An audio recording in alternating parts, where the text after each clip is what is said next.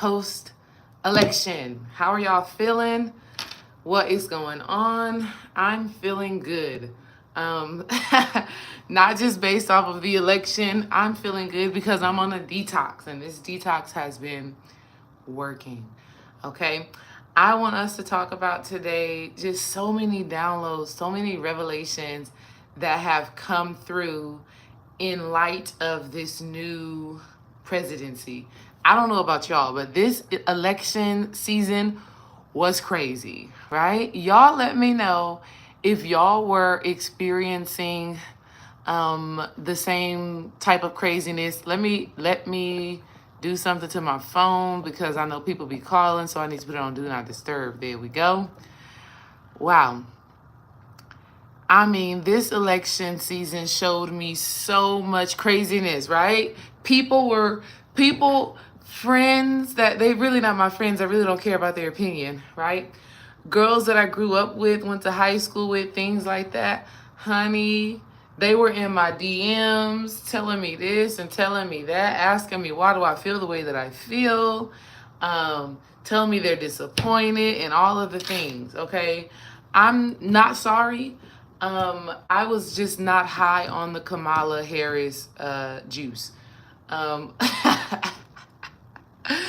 Tariq Nasheed called it the Kamala pack, right? Right? He called it the Kamala pack, like a weed pack. I just wasn't high on it. I couldn't, there just wasn't a resonance there. Am I the only one that felt like that? Y'all let me know how y'all felt, because there are a lot of women who are into spirituality, right? There are a lot of women who are like into magic and spells and all the things that, really wanted Kamala to win. And I feel like a lot of people, this is so crazy and it's so real. I feel like so many women wanted Kamala to win just for the fact that she was, which we don't fully know, a black woman, right? So yes, she's a woman, but a black woman. And I know from like a cosmic and spiritual perspective, I 100% know that seeing a woman at that level of power definitely has the capacity to really spark and awaken things inside of a person. Think about like the 4-minute mile. I don't know if y'all have ever heard of the 4-minute mile before, but at first there were years and years and years of these Olympians running the mile, but they never were able to run the mile in 4 minutes until somebody did. And then right when that first person ran their mile in 4 minutes, so many people after that were running that mile in 4 minutes as well. Like, it was no longer an anomaly. So on that spectrum, I love the idea and the thought of Kamala, becoming president and her creating this new thing for women and black women more specifically, right? I love that. But there was something off. There was just something off, y'all, that I could not allow my love for women, my love for blackness to make me become, let's say, what's the word I want to use? Cognitive dissonance, right? Like my cognitive dissonance, I couldn't tap into that state of being, okay?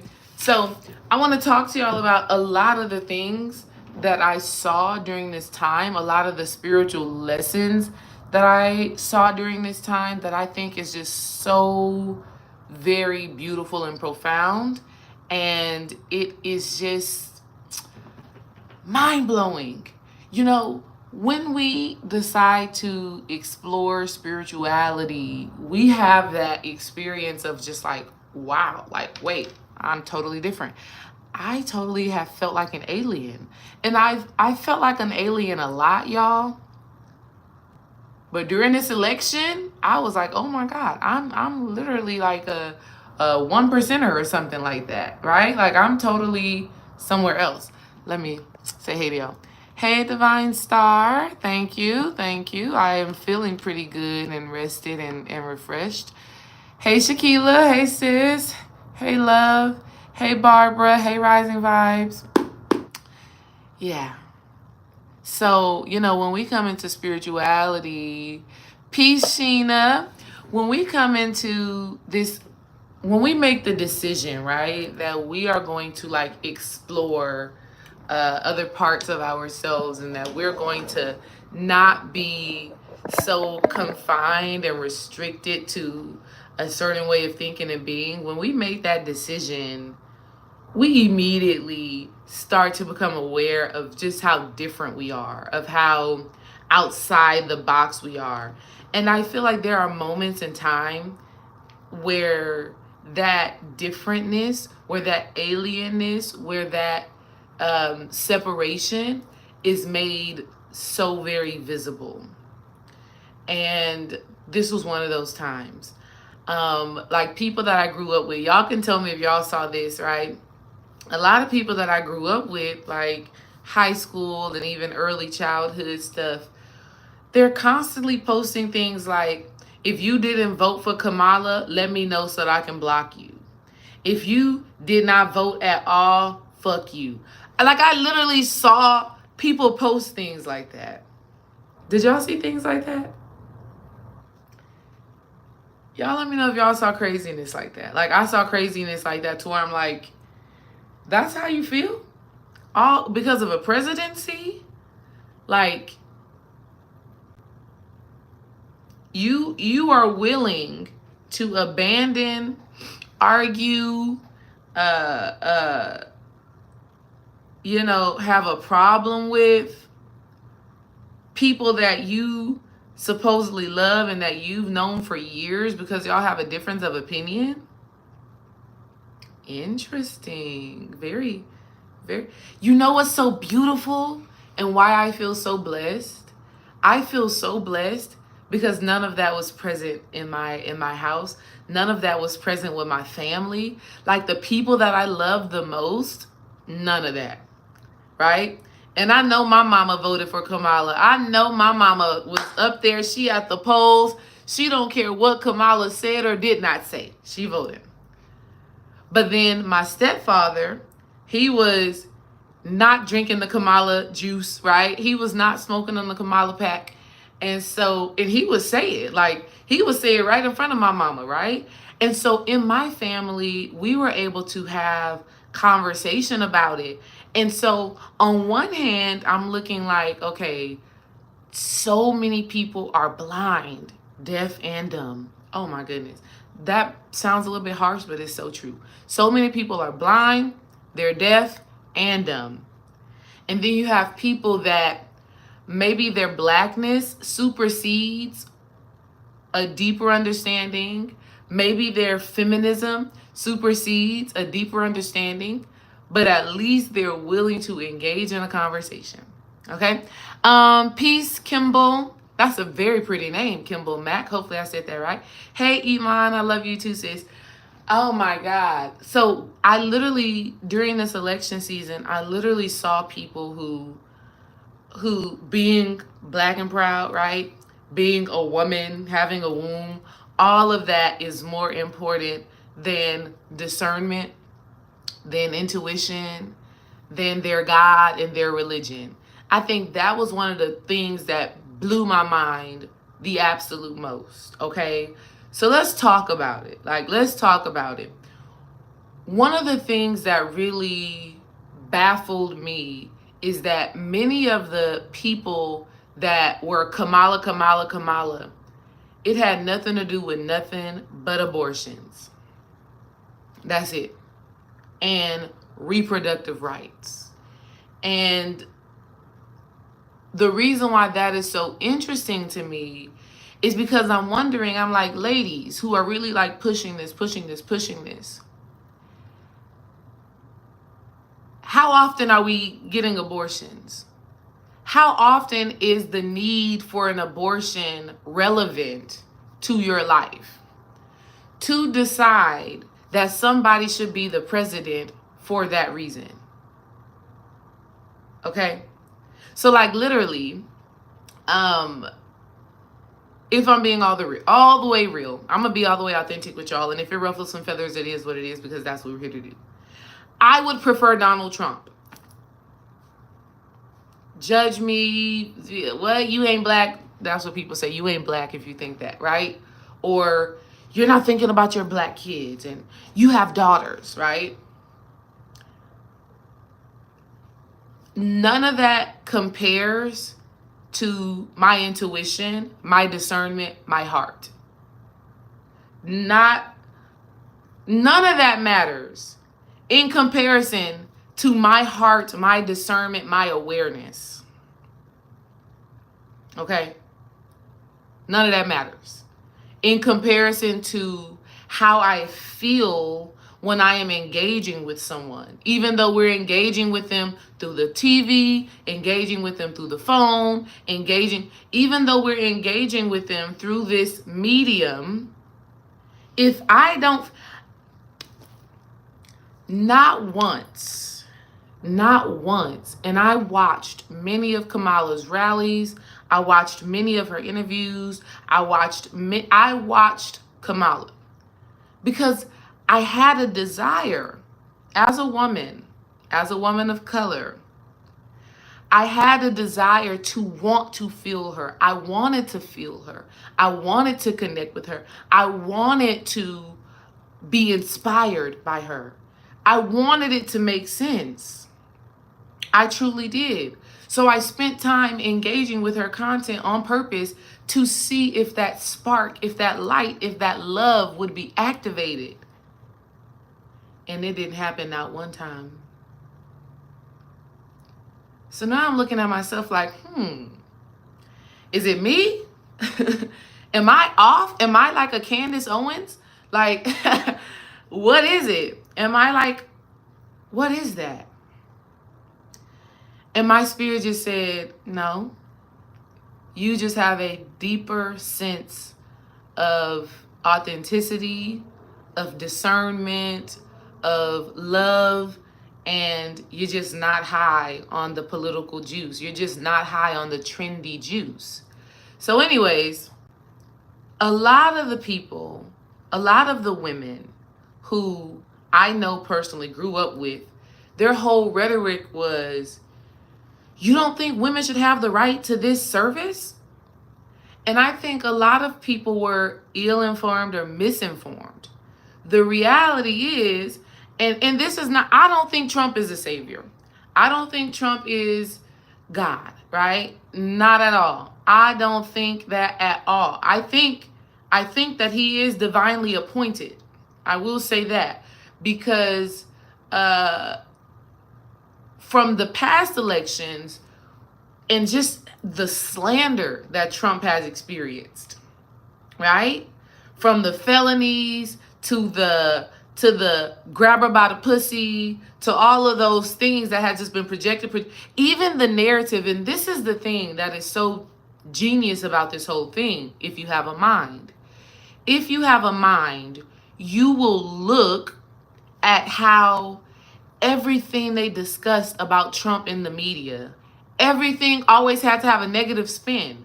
Like, not one time did they say, this is what he's trying to do for the people. This is the goals that he has. This is like, not once in mainstream media was it like, okay, this is how he desires to serve people. Everything is, he wants to end the right to get an abortion, or, he's all for the rich and for the people that have money, and he's this and he's that. And there was just not a balanced display of journalism and politics. But Kamala, LGBTQ people, they're getting their rights. Reproductive rights, that's happening. She cares for the people. And so that within itself would cause you to reflect. But for the masses of people, for the masses of black women, because I'm going to call out the black women here. For the masses of black women, from what I observed, there was a refusal to look at the grand scheme of things. There was a refusal to think for thyself, right? Like it was just, well, the media said he don't want you to get an abortion. Well, the media said he's ending Medicare and Medicaid. Well, you know what I mean? So anyways, y'all, when the election came out and it was proven that he had won, even in that instance, CNN, Fox, all of the mainstream people, they delayed putting that information out. Trump is already on stage giving a speech. So when all of that came out, I wanted to engage with some people that I grew up with because I'm just trying to understand y'all's thought process. And one of the girls came into my comments. She was like, so wait, you wanted Trump to win? I'm like, no, I'm not necessarily saying that. I didn't even vote, right? Like, I did not spend my time going out, doing all of the things. Like, I didn't, right? Because it is whatever it is. And I come from the perspective of whoever is there, Desiree D. Ray Wise, and anybody connected to me, we're going to figure this thing out. We're going to be all right, right? So that was my perspective. But from that point, she was like, so you're just okay with like women not being able to get abortions? You're just like, what about police brutality? You have black children. What about your black children? This is what she's telling me. And Dream's so funny. He's like, I don't even know why you would even read those messages or even go back and forth. And I'm like, I just wanted to understand the perspective. And so I'm talking about long messages. And in her messages, ain't saying shit. In her messages, not saying nothing that could persuade me otherwise. But here's what I have for her. I'm like, okay, so you think that somebody should be the president because of abortions? Okay, let's stay right there. So instead of educating our children, boys and girls, on what is the fertile window, what is ovulation, right? Because there are some times where you can get busy and ain't no babies coming through. So we don't want to have that conversation though. We don't want to have the conversation of how about let's not have sex with people who we don't feel like would be a good father or a good mother. Let's not have sex with people who we wouldn't want to have a lifelong commitment with, right? Whether it is in a relationship or a co-parenting relationship. How about let's spend some time vetting people before we even get to that level of intimacy? And I'm speaking to this from a place of wisdom, right? My friend that messaged me, sis, you 32 years old. We shouldn't be having the same conversation. Now, at 18, at 19, in my ignorance and my lustfulness, right? That's a different conversation. I probably, at that age and at that level of internal insight, yeah, Kamala for president because I don't know myself and I may need that service. But at 32, 33, we're not having the same conversation. In fact, this conversation should lead you to start having healthy conversations with your children, right? But we don't want to talk about that. We want to talk about the fact that these rights are being taken. And the reality is these rights are not being taken, right? If we really look at it, right? If we stop just listening to the news and other misinformed, ill-informed people, if we stop just listening to these people, we would know and understand that nowhere has Trump ever said, or anybody for that matter, nobody in their right mind has ever came out and said, if a mother's life is at risk, oh, well, she got to have that baby. Oh, well, let her die. Nobody has said that. In fact, so many different OBGYNs have come out and said, first of all, there is no such thing as an absolute need for an abortion. That's something totally different, right? Now, if something happens to the baby while the mother is present, it is the OBGYN's responsibility to care for the mother, remove that baby from the mother's body, whatever. That's not an abortion. It's not the same thing, people. So we're literally talking about two separate things. We're talking about two separate things. And so I think a lot of times people are just so, gung-ho on this thing. But I think the biggest idea for women is understanding that you are in control over your body. That's not to say that things won't happen, right? I've had 2 C-sections, unplanned. That was not my goal. That was not my desire, right? 2 C-sections unplanned. What I did have control over was I could talk to my body. I could be one with my body. I could make peace with my body. I could make peace with my baby. And though I was in a situation that I did not favor, I was able to come out of it more powerful. I was able to come out of it more in tune. I was able to come out of it more connected. So for those women who do have struggles in pregnancy, I just want to pour into you and to sow into you and say, don't live in fear, right? Because to even be pregnant, right? And to already be thinking, well, what if something happened? Even if you're not pregnant, but you desire to have children one day. And to think in your mind, well, what if something happens to me or happens to the baby and I can't get the support that I need? That's fear-based thinking anyways. But that again is another conversation that's not being had. The conversation needs to be, okay, women, if you get pregnant and something happens to your health or the baby's health, know and understand that you are covered by the Most High. And there is not a lawmaker, there is not a politician, there is not anything that will trump your connection to God. Okay? And the word Trump just so happened to fit so perfectly. The name Trump just so happened to fit so perfectly in this scenario.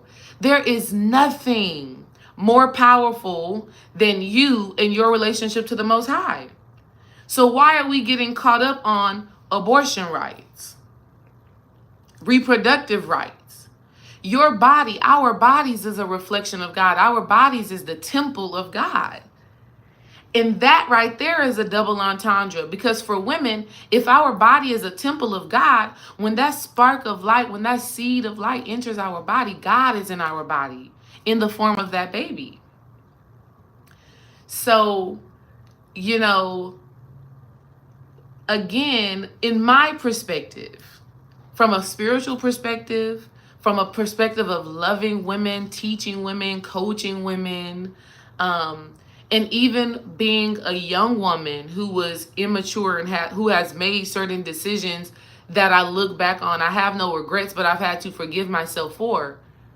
Now, in my wisdom, now in my insight, I'm like, you know what?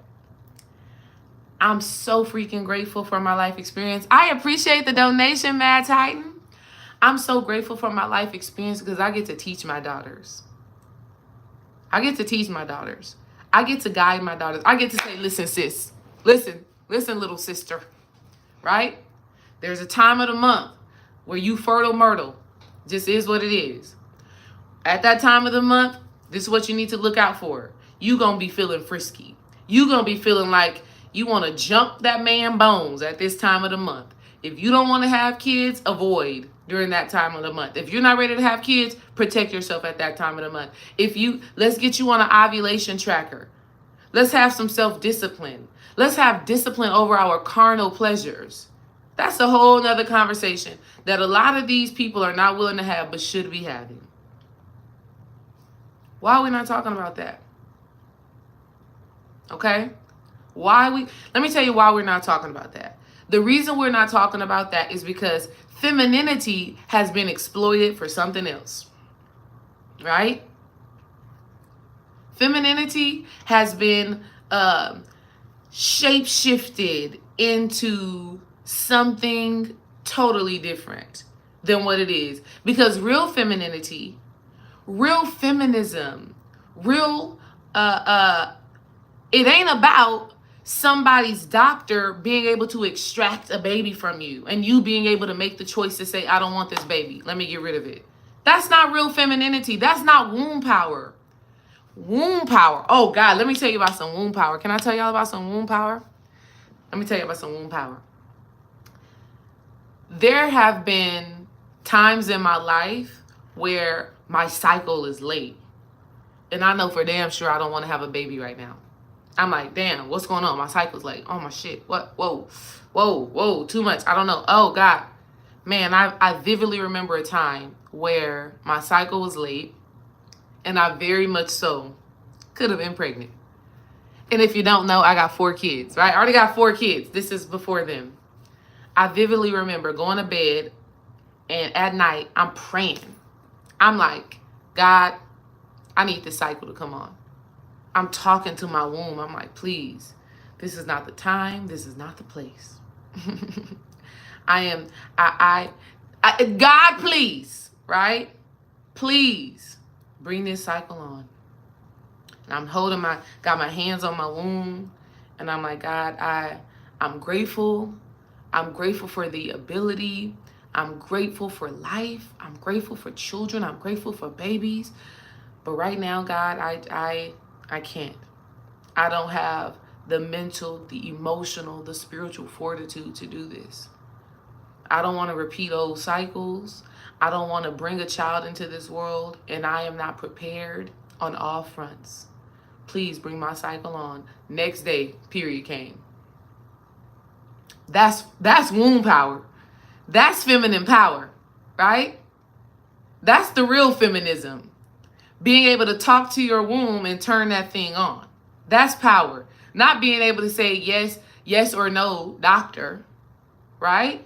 But being able to connect with yourself, go into your womb. And let me tell you, even when I think about the C-sections that I have, and that's a very big thing. And I appreciate Kamala for this, because Kamala, one of her ventures was going to be really dialing into maternal health, right? Maternal mortality, right? And so, girl, just because you ain't the president don't mean that you should stop doing that. You still should do that. Still do that work. Still educate people on women of color, right? Still educate people on the unconscious biases that women face when they go into the hospital. But also, let me tell you how blessed I am, and how you have, as women, we have to become so in love with ourselves. As women, we have to become so in love with ourselves. So in love with ourselves that we heal our trauma. So in love with ourselves that we are willing to do the work. Get the coach. Get the therapist. Right? Get the spiritual healing. So in love with ourselves that we do what we say we're going to do. We do the fasting. Oh my God. We do the fasting. We do the cleansing. We stop giving our bodies to people who don't love us. We stop being in codependent relationships. We stop abusing ourselves by how we eat, by how we drink. We stop going to the club every damn weekend, drinking all the alcohol, not getting no sleep, waking up the next day, drinking Red Bulls and coffee, and you're not taking care of yourself. That's the real work. Because let me tell you, when you do that, my heart is so full to talk about this. I didn't think that this was going to go here, but my heart is so full to talk about this. Because I truly feel that the provision that I had when I went into hospitals, when I tell you, I had to have, one was an emergency C-section. The other was just a decision that we just had to make in that moment, right? But when I tell you the level of care that I received, what? The level of care that I received. You want to know why I feel like I received that care? I feel like I received that care because I'm so intentional about how I care for myself. So the people, the doctors, the nurses, whatever, who had to be a part of my care team, they had to come with a certain vibration, because the vibration that I have wouldn't even allow them to walk in the room. They couldn't even be my providers. Every provider that I have ever had to express a certain level of love and passion and care for what they do, because I love and care and respect for myself. And so I feel like a lot of women, especially a lot of women who are like, abortion rights, abortion rights, abortion rights. And this is not all women, even if you desire for that, right? Because at the same time, though I'm expressing what I'm expressing to y'all, I still feel like women should have the right to choose.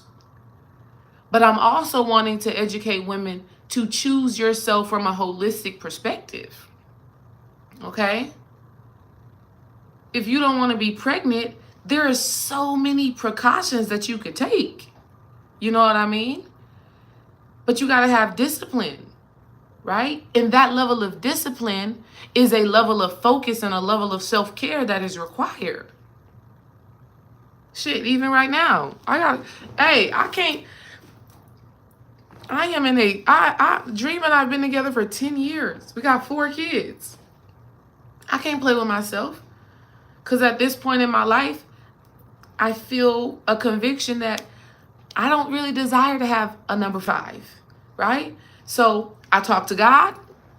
I'm like, God, listen, I'm good. I mean, if it is the will of the Most High and that happens, we're going to take that on. But Desiree D-Ray Wise, like the ego consciousness Desiree, the conscious, egotistical D-Ray that got other things she want to do, I'm good. So with that, guess what I got to do? When I'm in that fertile window, I got to say, babe, hands off. Or I got to already have my solutions in place. Ladies, if you join Womb Alchemy, wow, we're gonna do Womb Alchemy soon. We're gonna get back into Womb Alchemy at the end of this month, right?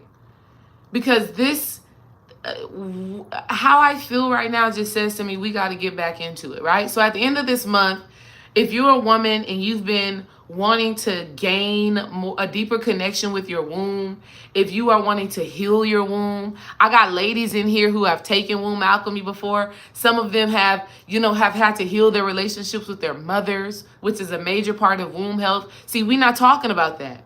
We're not talking about the fact that your womb health may be directly connected to the relationship you have with your mother or the relationship you have with your father. That's the conversation that needs to be had, right? Ladies, if you want to start to take control over your fertility, Womb Alchemy, right? Looking at the spiritual aspects of this thing. If you want to learn some herbs that will help you with managing, your fertility, if one of those things happen to happen, there are herbs that you can take to support your body in dispelling, that energy. Hey, Womb Alchemy is the way to go. So we're going to talk about that later. But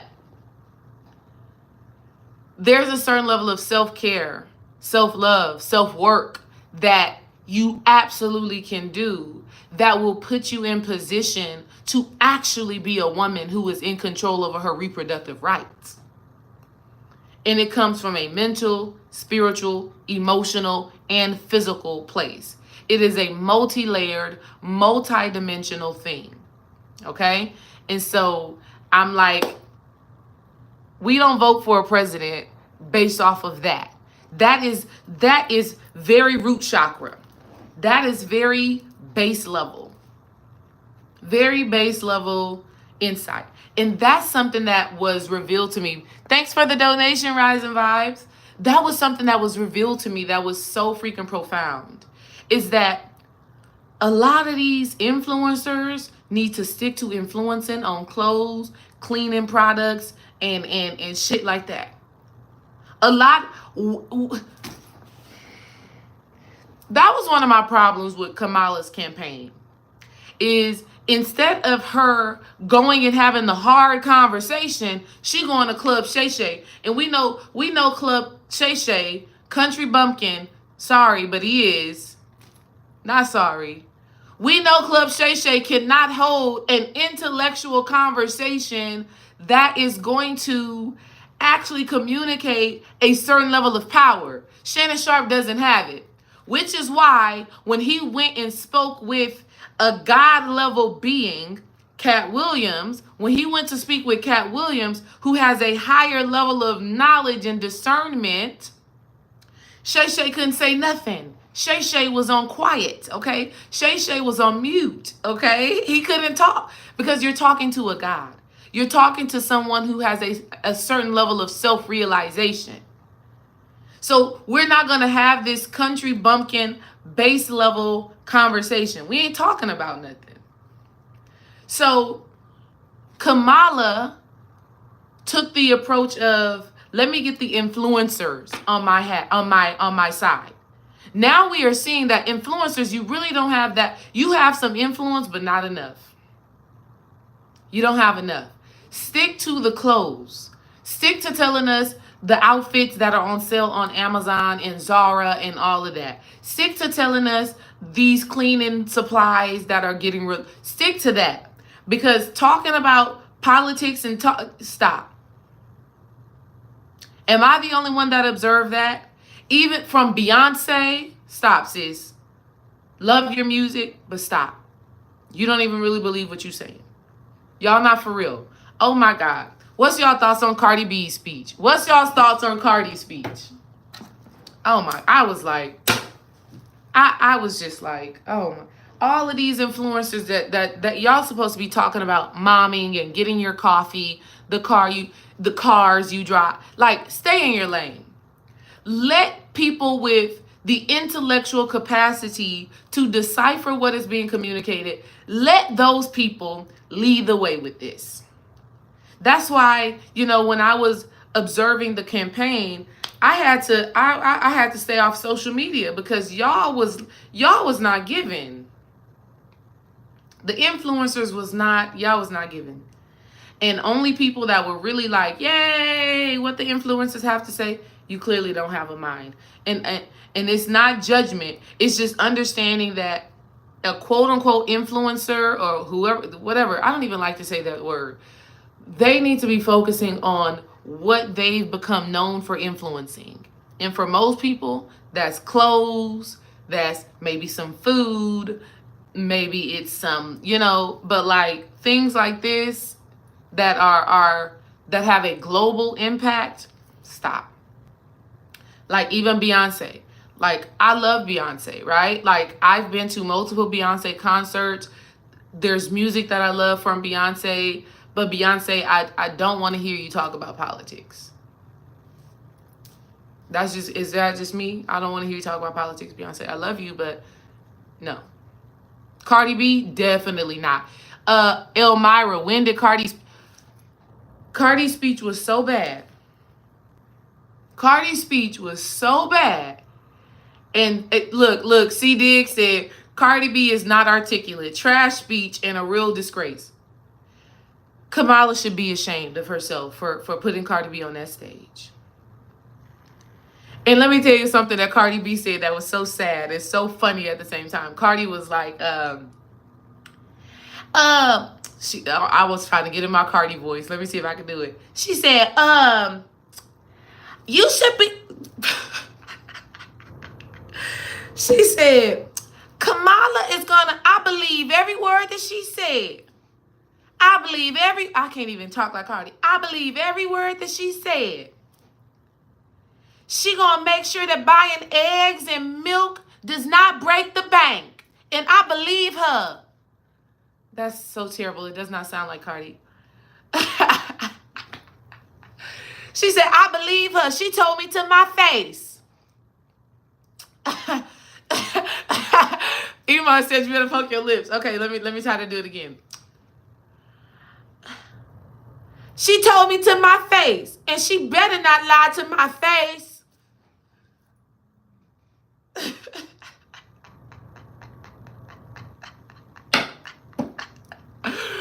Oh God, I just laughed. I was like, Kamala in her camp cannot possibly believe that this is what's going to make people believe that she should be the next president. You can't, that can't be real, right? Is this real?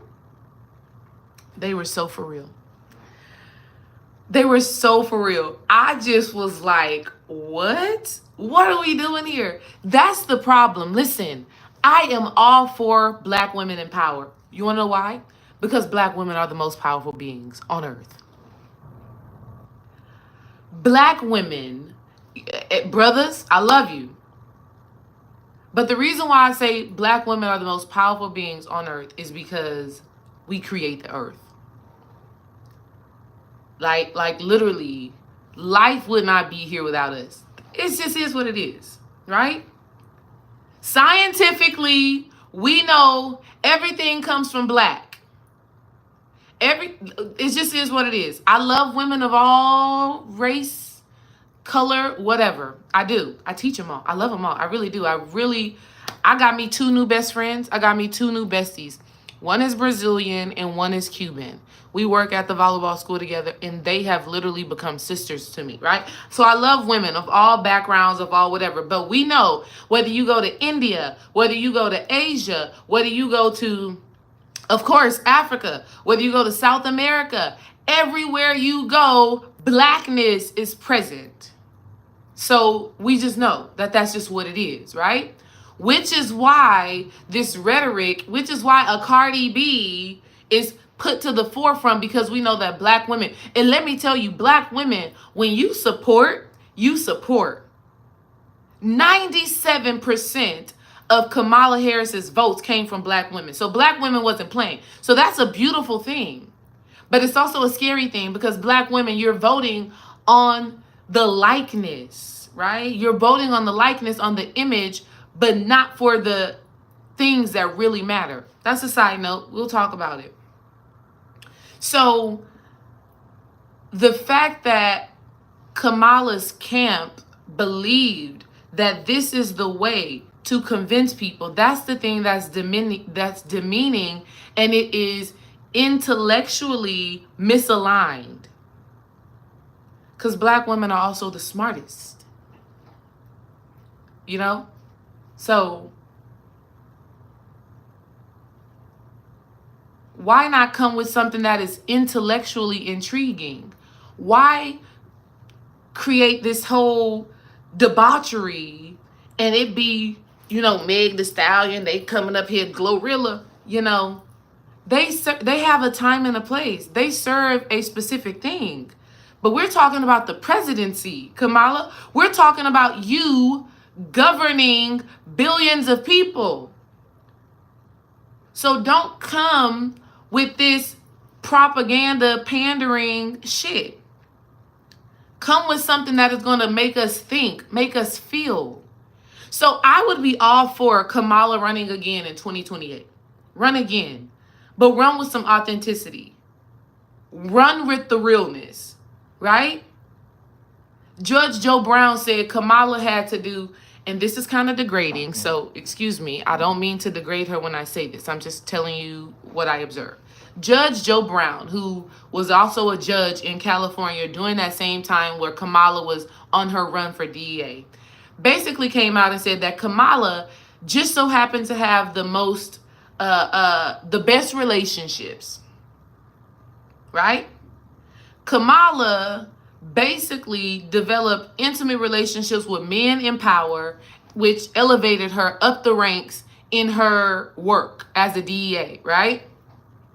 And that continued into presidency.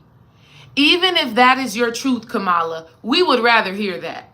We would rather hear her say, you know what, women, you better get connected to the right people.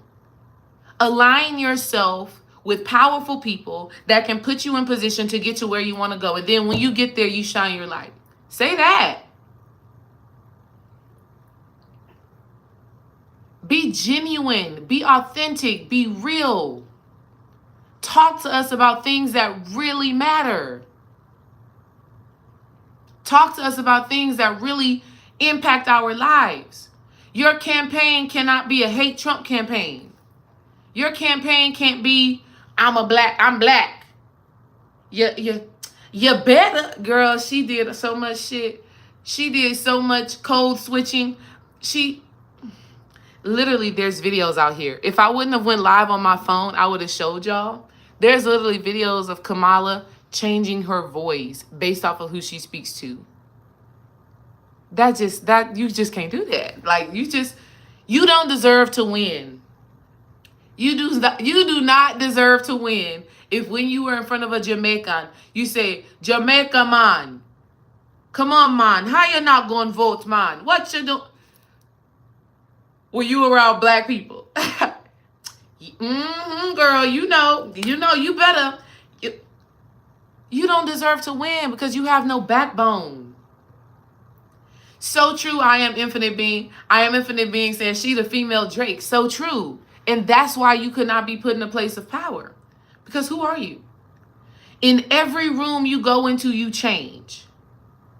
Oh my God. We're going to talk about something a little tricky right here, where this was the thing, one of the things that I corresponded this energy to where you know somebody is a liar, you a liar, you a cheater, heartbreaker. Like, you know somebody is all of that. And yet and still, you tell your family, you tell your friends to vote for them. You tell your family, you tell your friends to support them. Though you know they are abusive, they ain't shit, they don't stand on their word. You know that they are all of that. Kamala has been a vice president for the last 4 years, and she was silent. I ain't seen her, Kamala, out there doing nothing during this time as a VP. The greatest determinant of somebody's success is how well they did in the past. And no, D-Ray did not vote. Not ashamed at all. Did not vote. Not ashamed of it. I just observed. I observed, and Dream and I, we constantly had conversations about it, constantly talked to my family about it, but no. So here's what I saw from a lot of Black women specifically. We are looking at Kamala, and this is not a Kamala hate campaign. It's really not. I'm just telling you what I observed. Kamala can't speak an intellectually intriguing word.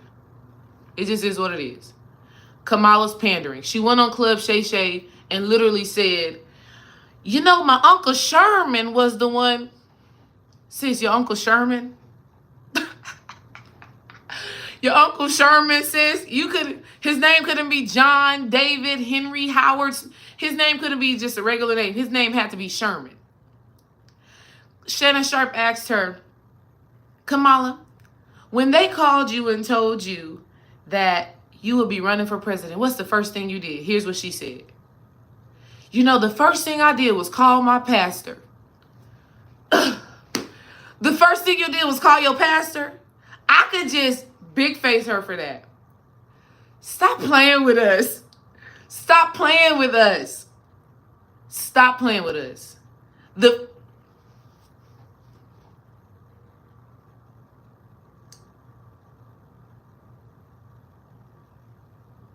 She got on there and said the very first thing she did when they called her was called her pastor. Not called your husband and your 2 stepchildren. Not called your Indian American mother. You called your pastor. And Shannon Sharp, goofy ass, you called your pastor? And what did you tell him? And you said that to him? And she like, yeah, because, you know, this is hard. This is going to be hard work. I needed my pastor because I needed the spiritual strength.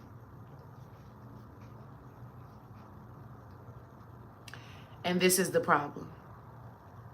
And this is the problem. And so what baffles me is that Black people, Black women specifically, because the Black men wasn't having this shit. Black women, we about to tap on some deep shit right here. So Black women, you see this buffoonery. And you still will tell other Black women and other Black men that they are wrong for not being on the Kamala train.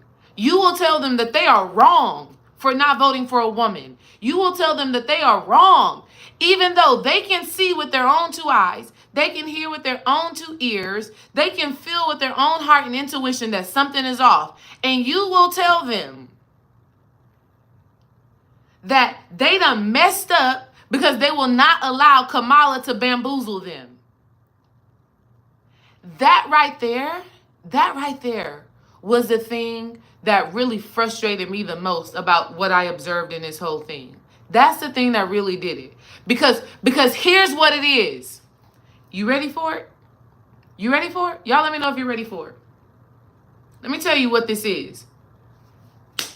It is black women that are perpetuating the abuse in black families.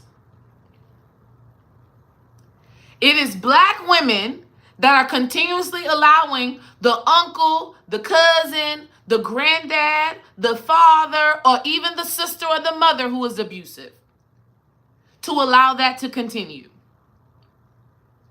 And I'm not saying it's all black women. Of course, it's not all black women.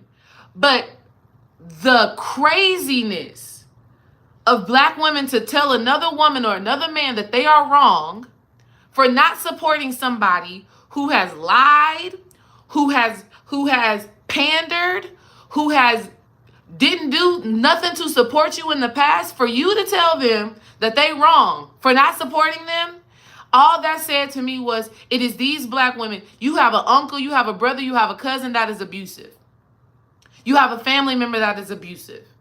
That kid or that other person comes and says, this person is abusive. This person isn't healthy. This person doesn't treat me right. It's another black woman to say, well, that's your uncle. Well, that's your mama. Well, that's your cousin. Love them anyways. Nah, that didn't happen. Nah, you didn't hear her correctly. That's not what she meant. No, it is what she meant. It is what he meant. It is what he or she did. And that's the thing that really bothered me the most out of this whole thing. That's the thing that bothered me the most. The amount of people to come out and say, you ain't shit if you ain't vote for Kamala. I don't mess with you if you didn't vote for Kamala. So basically what you're saying is, don't protect myself. Don't honor myself. I gotta go with the family. I gotta do what the family's doing. I gotta stand with my family even though my family is abusive. I gotta stand with my mother, with my father, even though they have wronged me time and time again.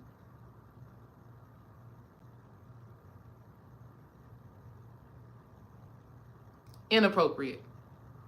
And so when I saw that, when I observed that, I was like, oh, we have a bigger problem than Kamala. This ain't even about Kamala. This is a bigger problem.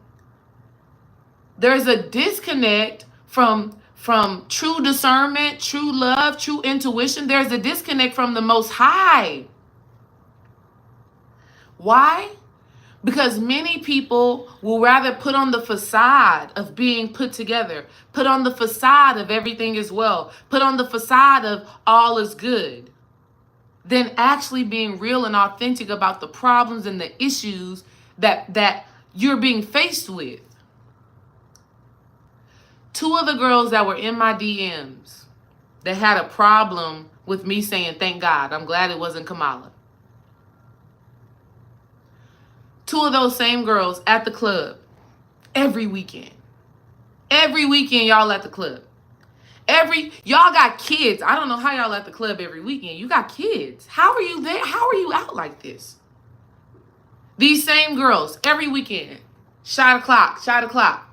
Every Friday, in their little Instagram note, they got stuff like, yeah, it's Friday, about to go get my bottle.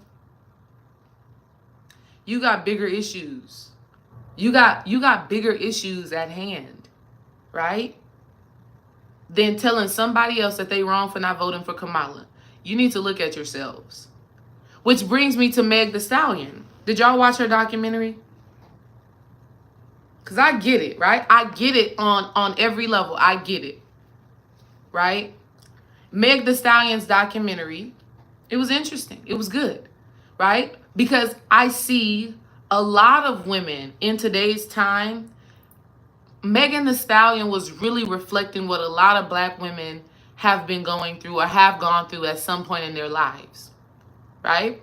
Where she lost her mother.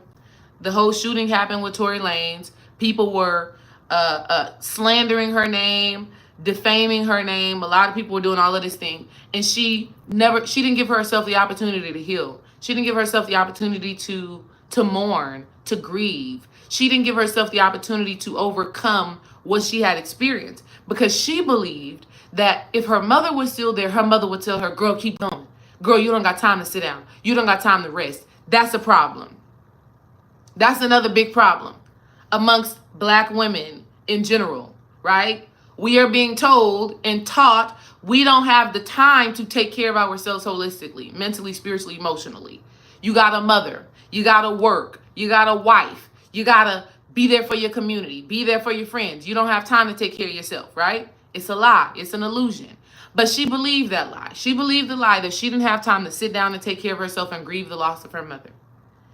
And so because she resisted that healing process, she went into alcohol, right? Alcohol became her teacher. Alcohol became her God. Alcohol became her healer. Alcohol became her therapist. So she's just drinking, but not doing no inner work. And that's what I see for a lot of these women. For a lot of the women that I observe, and that may be some of you women, even though you're here in this space. And I say this to you to say, get the help that you need. I get help. I speak to therapists, right? Because we're not meant to carry this thing alone. We're not meant to do the work alone. We're not even meant to just do it with our husbands. A lot of women feel like, okay, if I get a man, if I have a partner, if I have a husband, that's my counselor. That's my coach. That's my teacher. No, that's your husband. And we can't even be the best version of ourselves if we're only relying on our intimate relationships for our healing and transformation. You gotta connect with people outside of your intimate, close relationships. You got to work with people who are not emotionally entangled into what you got going on. Because regardless, whether they do it on purpose or not, everybody always has their own interests at hand. That's just it. So, yes, I can go and talk to Dream and I can tell him how I feel or whatever, but there's always going to be a little bit of a lingering perspective, right? There's always going to be a little bit of a lingering idea that ultimately may serve him. Do you understand? And that's not manipulation. That's not codependency. That's literally just human nature. It just is what it is. There's a way that I see my partner. There's a way that I see my husband. There's a way that I see my children. So my children may even come up to me and say, Mommy, I want to do this. Mommy, I want to do that. Yes, I'm going to give them what they need, but what I'm giving them may also be what I think is best, right? That's just what it is, right? And it's not a negative thing. It's a powerful thing, right? It's a symbol of love and care, right? And reciprocity. So a lot of the women that I observe and even work with are in a space where we've given away our power. And I've been there, and I go there. I go in and out of that space, right? I may have a day where I'm like, I'm strong. I'm in my bag. Can't nothing stop me. And there's something may happen where my power is surrendered because I go unconscious. I go into fight or flight mode. That's human nature. It's going to happen. But our work as women and men, our work is to minimize those moments as much as possible by being mindful. So a lot of the women that were in the Kamala camp that were like, vote for her or else, or if you don't vote for her, even though we're seeing this woman not embody a presidential energy, she just did not have it.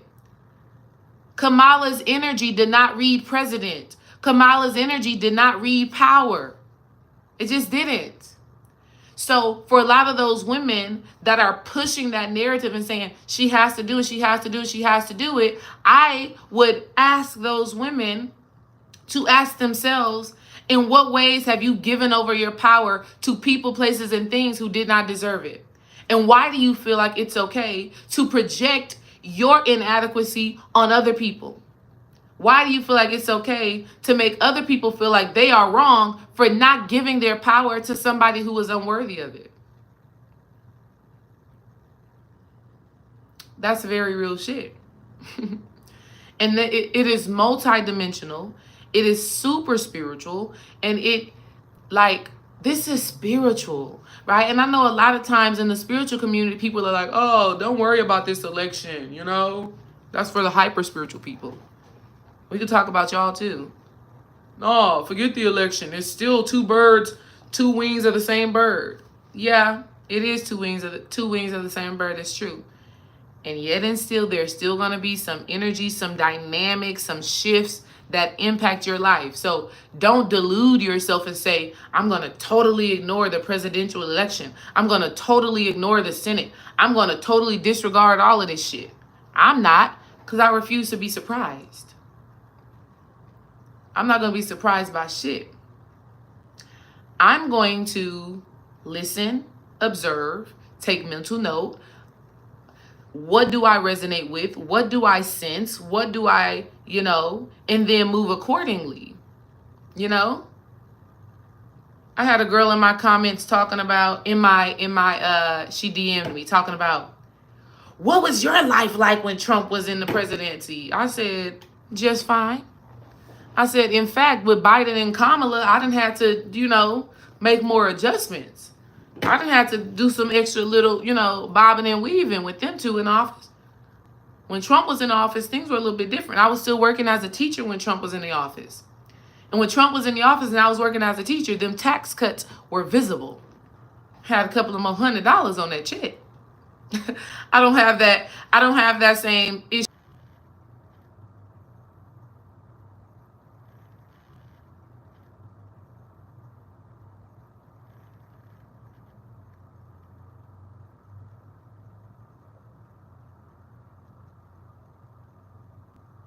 Jeez Louise.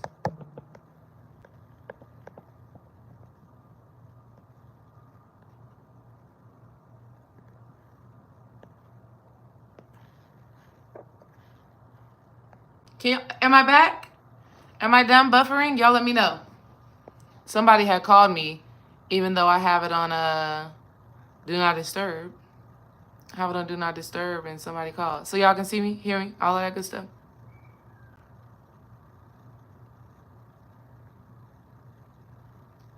Okay, perfect. Listen. So, can't hear still?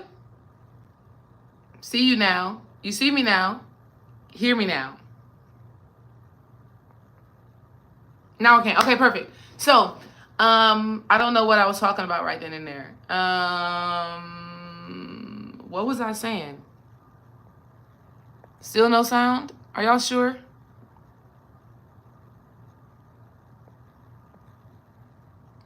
Babe, the last thing I see is you saying no sound. I can see you and hear you. Okay. Thank you, Rise and Vibes. All right, awesome. Okay, we're here.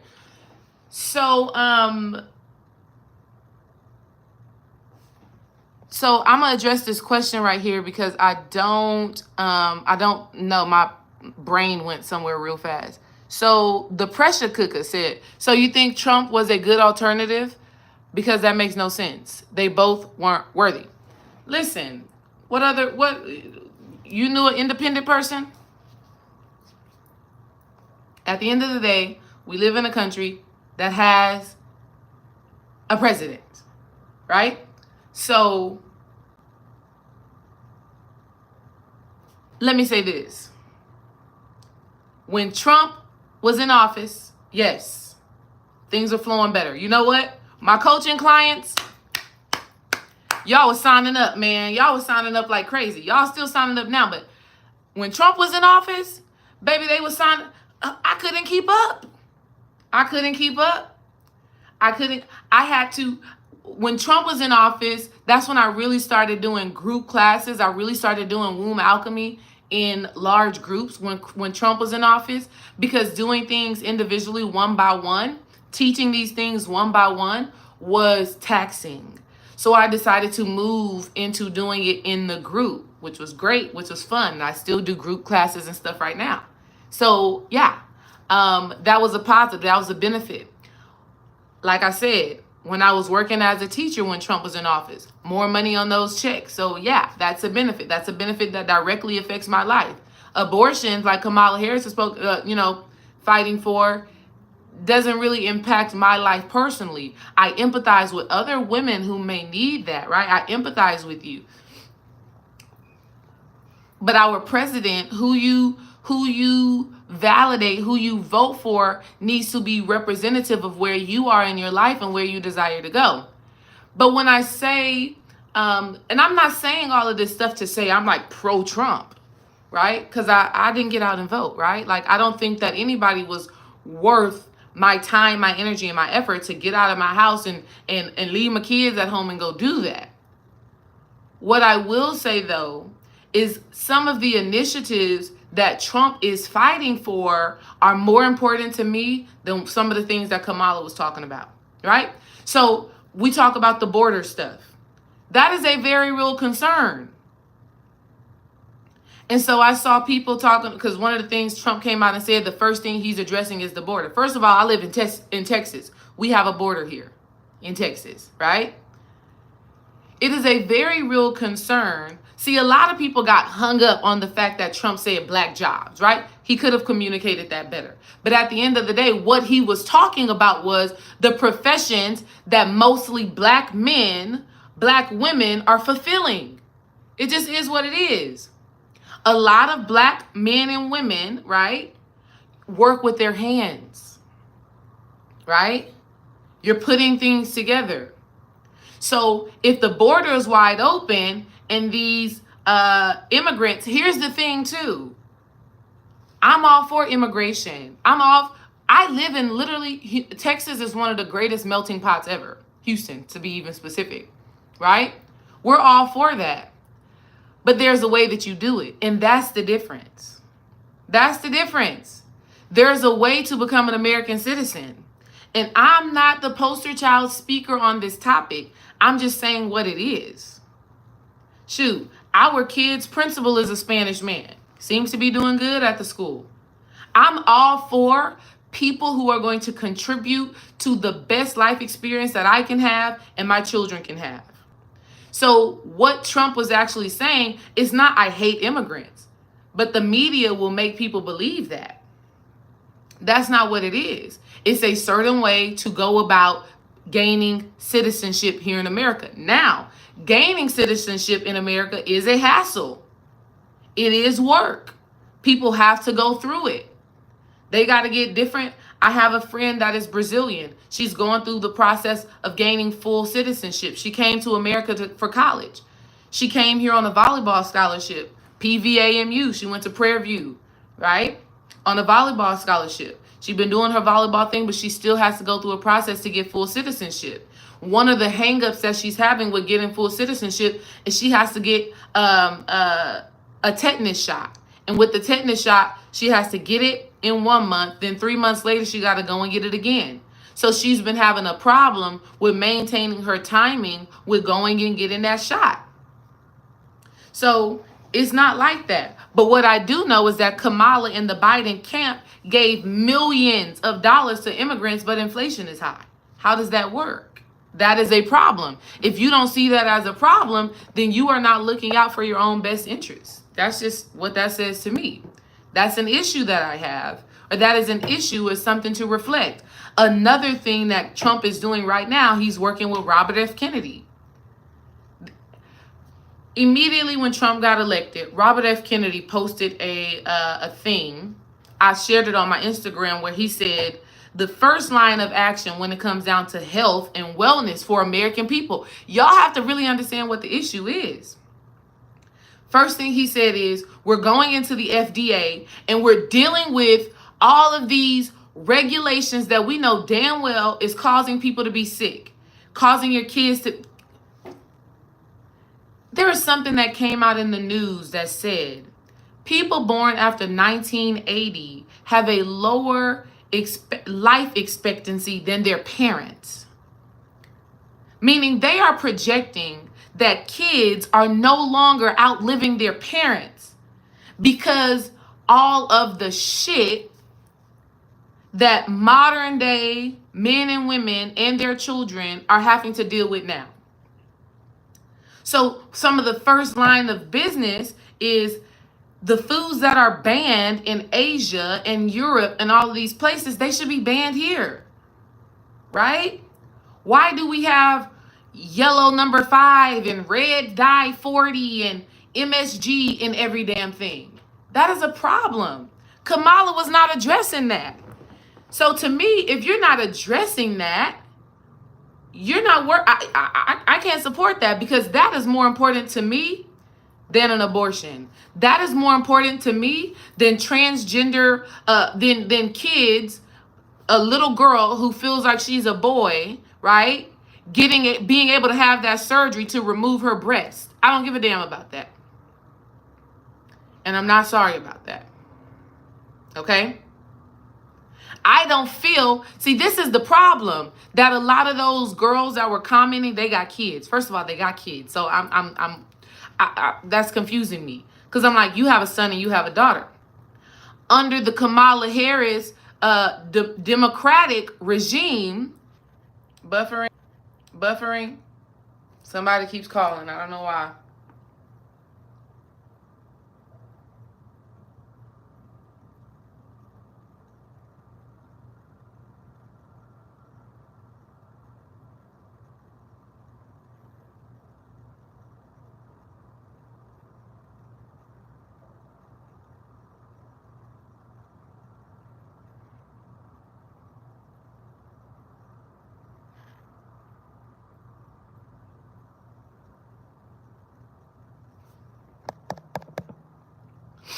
Still buffering?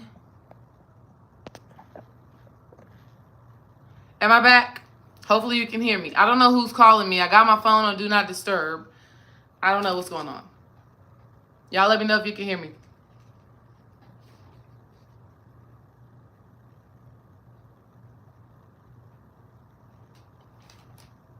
Are we back? We're back. Awesome. So,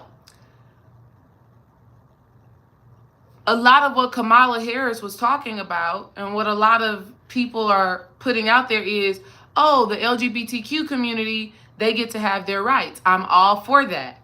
In fact, some of my best clients have been lesbian women. Love them, right? I've always played basketball. I've always played sports. So I've always had relationships with lesbians. Like, we've just always been cool, because I'm totally a non-judgmental person. I love everybody, literally. I don't give a damn if you're trans. None of that matters to me. Are you a good person? That's the only thing that matters to me. Do you have integrity? Only thing that matters to me. Are you respectful of yourself and others? Only thing that matters to me. Are you not trying to influence other people with your thought processes, your belief systems, your whatever? If you are like, live and let live, I'm all for it. Do we understand? But when you start saying, okay, if a kid goes to their counselor and they tell their counselor, I think I'm a boy, and the parent say, yeah, daughter, we're not going for that. Yeah, daughter, you can do that when you turn 18. Yeah, daughter, not in my house. Yeah, we're not giving you hormones to change your biology, right?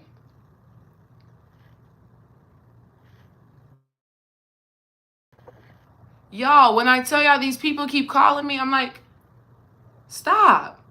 I'm handling business right now. Okay? Can we hear me again? Put a yes in the chat if y'all can hear me again. And I'm going to land my plane here soon. Okay, good. Good. So, I'm all for that. But what I'm not for is a government person telling a parent that they can't say no to their kid. A government person telling a parent they can't discipline their kid. A government person telling a parent that they have to accept that their kid is identifying as something other than what they were born biologically. Right? First of all, that's not the government's business. That information should remain within the household. And within the household, the parents get to choose a therapist, a doctor, a coach, a psychiatrist. They get to choose someone to support them in cultivating this new family dynamic if that's the decisions that their child, or if that's how their child is feeling. But a government official doesn't get to come in somebody's house and say, this is what y'all are going to do because your child is feeling this way. And now that child becomes an adult and they regret it. And now they're looking at their parents like, parents, why did you let me do that? How did you let me do that? My brain is fully developed now. I'm 25, 26, 27, 28. Now I can think clearly. At first I wasn't thinking straight. Right? That's not okay. And for all of those females out there, right? All of these, women that were all like, you're wrong, think about your kids. I'm thinking about my kids. Right? So I appreciate the fact that even starting off this campaign or this new presidency, Trump is coming through with the idea like, no, we got to fix this because we've been bamboozled. The conversation is not around how do we eat well, sleep well, exercise, get sun. That's not the conversation. The conversation has been, let's get you on this medicine. The conversation has not been, okay, we need to get rid of all of this shit in these grocery stores that has yellow dye and red dye and monosodium glutamate and all of the other words that you cannot understand. Right? We're not talking about the fact that McDonald's and Burger King and Jack in the Box and Taco Bell and all of your meat and all of that, we got to get back to the farm. We're not talking about the fact that all of that meat has been injected with here because the hateration is happening. The phone keeps freezing. I'm going to have to come back to y'all for a part 2 because I'm tired of the hateration that's happening. Do you get to pay to have the child go through all of the challenges with the child, but then the school makes the decision to chemically castrate them and mutilate your child? Is there a grooming the child for that? I have grandchildren. They don't even think about sex, overstepping their bounds, and then call you a dictator who's doing all the censoring. Exactly. All of that. Not doing all of that. Not doing all of that. We're not doing all of that. That's just not what's happening. We're not doing all of that. All right, y'all.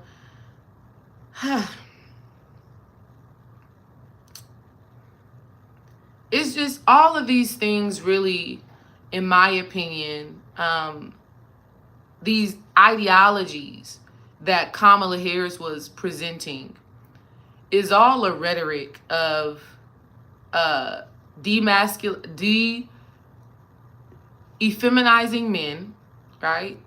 Making men be more in their feminine bag. Hyper-masculinizing women, okay? Destroying the family structure, father, mother, child. And even if that dynamic is not present, right? Giving this energy, right? Giving this energy to women to feel that women don't need anybody else and that they can just figure it out. It's a woman thing. No, it's not. Life in itself is interdependent. Women need men, men need women. Now, I will say that men need women more. And women, the fact is, here's the facts. Women, we need women. Men need women. And women need men. But the woman, right? Right? Not the female. Not the female. See, because when a lot of these girls that I've been seeing, right? We seeing Cardi B, right? And what she said? She better not lie to my face. Yeah, stop, girl. These are females, right? And I'm not even trying to shade Cardi B. I'm really not, right? But that speech she gave was very poor. Very poor, very lackluster. And she knows it too. She done came out in social media talking about, if anybody try to come for me, I'm da-da-da-da-da. Sis, you did a bad job. Just accept it. You were reading from a teleprompter. The teleprompter went out. You had to read from a phone, which says to me that your conviction for Kamala did not come from your heart. Another problem. If you cannot speak from your heart, what are you doing? If you cannot speak from your heart, it's not authentic. I'm talking to y'all right now. I'm not reading anything. I don't have any notes around me. I'm just speaking from my heart. That's because it's authentic and it's genuine, which is another thing for Kamala. She was reading off a teleprompter the entire time. She's not speaking from her heart, right? When she tries to pander, that's when she goes into the acting. You better thank, look, Rob Blackstorm, she showed it. You better thank a union member for your vacation time. You better thank a union member for your paid time.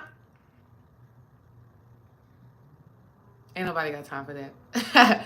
Ain't nobody got time for that. And I will say on the opposite side, when I looked at Trump speak, when I looked at J.D. Vance speak, at least they are speaking authentically. At least they telling real stories from their real life. At least they not trying to make shit up. Kamala Harris is so funny with everything that she was making up. And here's the funny thing. She would say things that were actually going against herself. I saw this happen on multiple videos. A guy asked her, what is a mistake that you've made in the last 3 years as vice president that you are fixing? Easy question. I mean, if you ask me a question, what is a mistake that I've made as a spiritual healing coach? I got answers, right? And I got answers like right here at the top of my mind. I got the answers. She says, everybody makes mistakes. If you're a parent, you make mistakes as a parent. First of all, you're not a biological parent. So why are we bringing up parents? Stop trying to create a connection there, right? You're trying to create a connection there to the parents. Stop doing that. Answer the question. What mistake did you make as a VP? She said, as a parent, you make mistakes. And then she said, but I think it's a mistake to not be able to answer this question for you. That's a mistake. You damn right it's a mistake. Because that means you're not actually in your job paying attention to what you're doing, paying attention to the impact that your actions or lack thereof has on other people. If you cannot answer that question, you have not been introspective about how you've been performing. That's a problem. How you want to be the president and you don't know how well or how good or how bad you did as the vice president, which was why that question was a great question. Somebody had asked her another question. She was on the stage and she said, what the hell did she say? She said something. She was giving a speech. And she said, I fought for a lot of people who have caused a lot of people harm. People are, did we hear that correctly? You rewind the tape. I fought for a lot of people that have caused a lot of people harm. You fought for people who have caused a lot of people harm. It's not making sense. It's not making sense. We don't understand. So don't feel ashamed for not casting your vote, casting your spell on that, because that don't make any sense. We don't understand. What are we talking about here? But this was not meant to be a Kamala bash thing. I didn't want it to be that. Dream is probably going to say that I was just getting on Kamala's ass. I was kicking her back in. It really wasn't about Kamala. It was, for me, this whole thing just really showed me how much a lot of the people that we engage with day in and day out are not very mindful, not very demure, and not very cutesy at all. Right? At all. And one of the biggest things that behooves me is a lot of these people claim to be Christians. I don't get that. I don't get that. Now, if you are a quote-unquote witch, spiritual worker, and you just wanted to vote for a black woman because you know that either way, whatever what is meant to be is going to be, I kind of understand that. But a lot of the people that were like, Kamala, Kamala, Kamala, Kamala, are the same people that will throw Jesus in your face on a Sunday morning. And now that's confusing. Because the Bible does say, you know, I knew you, right? I knew you when you were in your mother's womb. That means God ordained for that child to enter a woman's womb. Why y'all not thinking about that? Right? Even the fact that we know and understand that we were made in the image of God. In a space and time in your life where you were disconnected from source, I get that, right? Because I've been there. I've been in a space and time in my life to where I had a relationship with God, but I wasn't convicted in my relationship with God. I didn't understand my relationship with God. I didn't feel, I was lost, right? I was in fight or flight. I was in that trauma. But there are so many people that are like, God, God, God, God. What would Jesus do? What would God do? But then don't live their life that way. You at the club on Saturday, you know, that's the hypocrisy for me. That's the hypocrisy for me. And I'm not saying that I don't twerk, because I do, right? I will twerk, right? And I will look nice and I will do all of the things. But I'm just more self-aware. You know, I'm just more self-aware and just understanding on what I'm doing, why I'm doing it, and very mindful, very demure, very cutesy. And it's just not, it just was not given that, you know, in this space and time. And I don't think, you know, it's just different. It's just different. Now I know why I do it, right? Now I know when I do it. What do I do it for, right? You know, I have fun with it. But I don't feel a disconnect in my being, right? I don't have the angel and the devil on one shoulder. I don't have the angel and the devil on one shoulder, you know, being like, man, I shouldn't be doing this. I shouldn't be doing that. Like, no, that's just not what it is. You know, so my little homegirl, and the funny thing is that the girl that was in my DMs messaging me because I was like, yeah, I would probably glad it's Trump rather than Kamala, because I feel like Kamala she's just not giving presidential. She's just not giving power. She's not giving conviction. She has no convictions. That's the problem. At least Trump has convictions.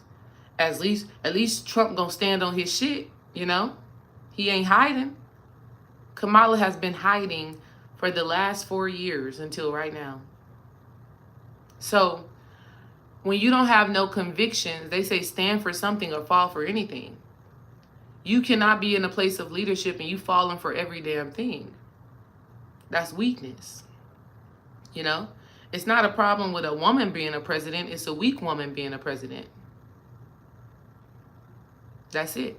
It's a woman that does not have her moral compass on being a president. It's a woman that wants to appease Hollywood, right?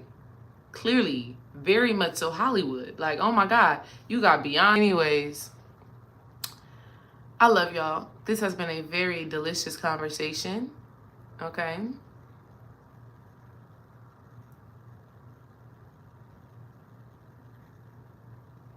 The enemy that allows him to run our lives. I appreciate your time and your words that you shared with us today. Thank you. Thank you, Rise and Vibes.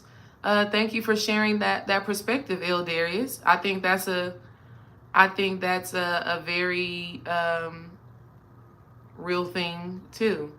And that's why this conversation is a very spiritual one, and I hope that you've been able to pick up the nuances, right? I hope that you've been able to pick up the nuances in the conversation, right? This is about holistic wellness. This is about, I'm going to tell you this one thing before I leave. A few years ago, actually when Trump was running against Biden, I had a dream, and I told people about this dream. I had a dream I was at the park. This was crazy. In my dream, I was at the park, and Donald Trump is at the park. And I'm like, what the hell? Why am I seeing Donald Trump? And we're at the park, and we're talking, and out of nowhere, Donald Trump literally, like, his body, like, peels open like a banana, and it's a black woman. Literally. I had that dream when he was running against Biden. I still didn't vote for him at that time. But I literally had a dream that Donald Trump skin, right, his meat suit was what it is, but internally he's a black woman. I told that story many years ago on a live stream that me, Will Caprew, and Dream were on, where I told that story. And when I saw that, when I saw him peel into a black woman, I was like, that was interesting, you know? Never really held on to it or made a big deal of it, but I did very much so have that dream. And so things are not what they appear. And I think so often, so many people are too heavily invested in the appearances, right? My mother, my father is the first black woman in office. That's appearances. And when we look at things from a spiritual perspective, whether you come from a Christian perspective, a Muslim perspective, a spiritual perspective, it ain't about how you look. It's about your deeds. It's about your actions, right? God is not going to ask you, you know, were you black? Were you woman? The question is, what did you do with your time on the earth? Did you serve people in the highest integrity, in the greatest form of love and wholeness and realness? You know? Did you come to bring love and goodness, right, and wholeness to the planet? Or did you pander? Did you, were you self-righteous? And I think a lot of Kamala's run was off of self-righteousness. I'm going to be the first black woman president, but we know you're not even really black. Why not just say I'm going to be the first Indian American president? Why not just be that?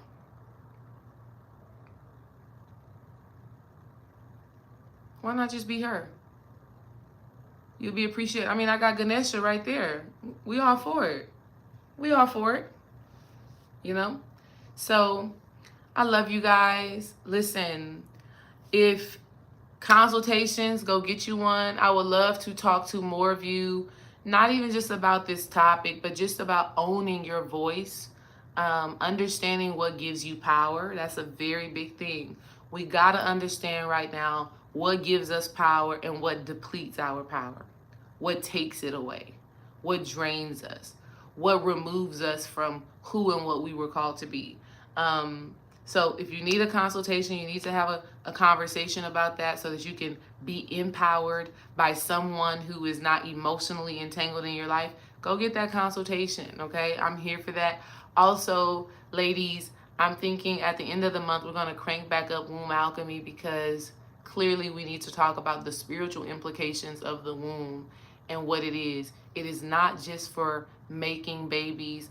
And in fact, our ability to create life and our ability to activate that power, it starts in the spirit first, okay? And so that's what we have to look at. I'm so glad to have had this conversation with y'all. And I'm excited for what's to come holistically.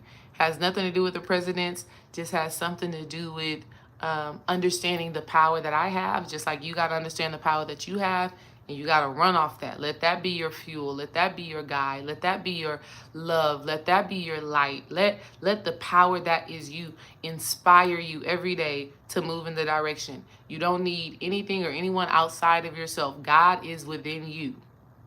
And if you connect to that God, that source energy inside of you, there's nothing that you can do. Nobody can stop you. Nobody can take some rights from you. Nobody can take nothing from you that you didn't give up. And so our work is to not give away our power as divine, spiritual, whole beings. We were born whole, okay? No president can make us whole. We are already that, all right?